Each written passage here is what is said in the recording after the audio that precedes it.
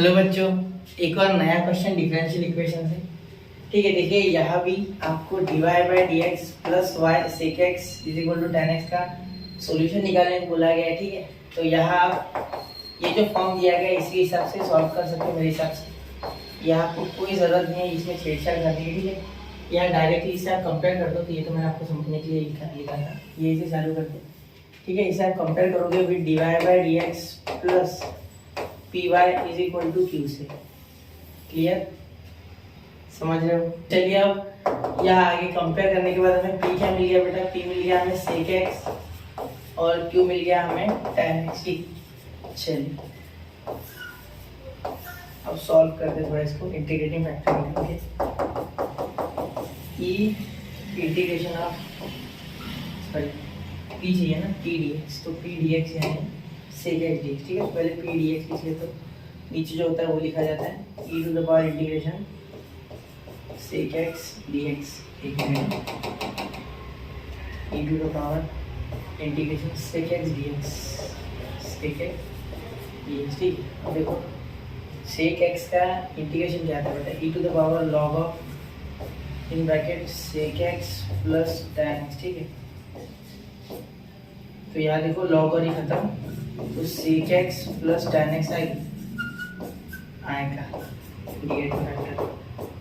तो चलिए आ गया आपको integrating factor sec x plus ten X. Clear, यहाँ तक बात की तक खत्म हो गई। ठीक है, इंटीग्रेटिंग फैक्टर आ गया sec x plus ten X, यहाँ तक तो खत्म है विषय। क्लियर बात, आगे चलो। ठीक है, चलिए आगे सॉल्व करो। आगे क्या सॉल्व करेंगे? अब इसका यूज करेंगे ना, और क्या करेंगे? तो अब यहाँ y है बेटा, इसलिए y पहले आएगा। y इंटू इंटीग्रेटिंग फैक्टर जो ऊपर होता है वो पहले आता है, y इंटू इंटीग्रेटिंग फैक्टर। ठीक है, is equal to integration of q into integrating factor. नीचे क्या है dx, तो यहाँ dx।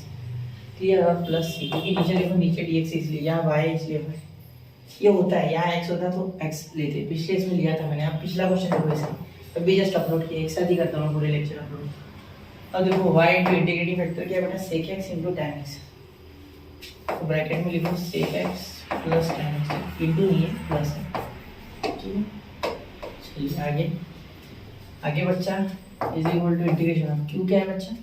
क्यू है आपका टेन एक्स। ठीक, tan X into sec x plus ten x. ठीक है, डी एक्स प्लस सी। ठीक है, तो मेरी बात ध्यान से सुनना, ध्यान से सुनना। यहाँ आप चाहो तो मल्टीप्लाई कर सकते हो y को अंदर, या मत करो, कोई फर्क पड़ने नहीं वाला इससे। ठीक है, मैं साफ साफ देख पा रहा हूँ कुछ नहीं होने वाला है, तो रहने दो, मत करना। ठीक है, लेकिन इसे इंटीग्रेट करते समय tan को अंदर मल्टीप्लाई करना बहुत आवश्यक है। तो tan मल्टीप्लाई करने पे आएगा tan x into sec x D X. अब ऐसे क्यों लिखा है? देखो बच्चे, इसके साथ मल्टीप्लाई करना तो ये एक अलग टर्म बनेगी इन दोनों की, इसके साथ करूँगा तो tan स्क्वायर x एक अलग टर्म। तो वैसे भी बीच में प्लस है तो इंटीग्रेशन डायरेक्ट बांट रहा हूँ। ठीक है, वैसे भी बीच में प्लस है तो इंटीग्रेटिंग डायरेक्ट बांट रहा हूँ। ठीक है, इंटीग्रेशन डायरेक्ट बांट plus integration tan into tan square x. ठीक है, और यहाँ डी प्लस। ठीक है, चलिए अब y is equal to y in bracket sec x plus ten x. ठीक है, is equal to tan X sec X का क्या आएगा बेटा?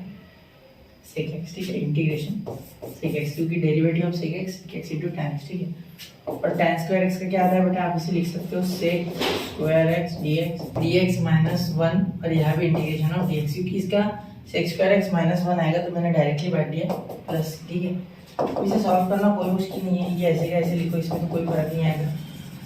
ठीक है, यहाँ आएगा सेक एक्स, इसका आएगा सेक स्क्वायर एक्स का आएगा बेटा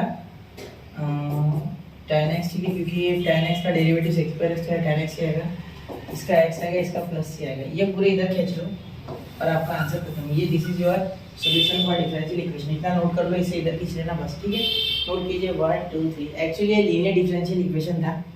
ठीक है, जिसमें थोड़ी बहुत ट्रिग्नोमेट्री यूज हो गई। यहाँ तो ये लॉग और ये डायरेक्ट ही कट गया। ठीक है, तो मिलते हैं अगले लेक्चर में, पढ़ते रहे, आगे बढ़ते रहे। जय हिंद, जय भारत।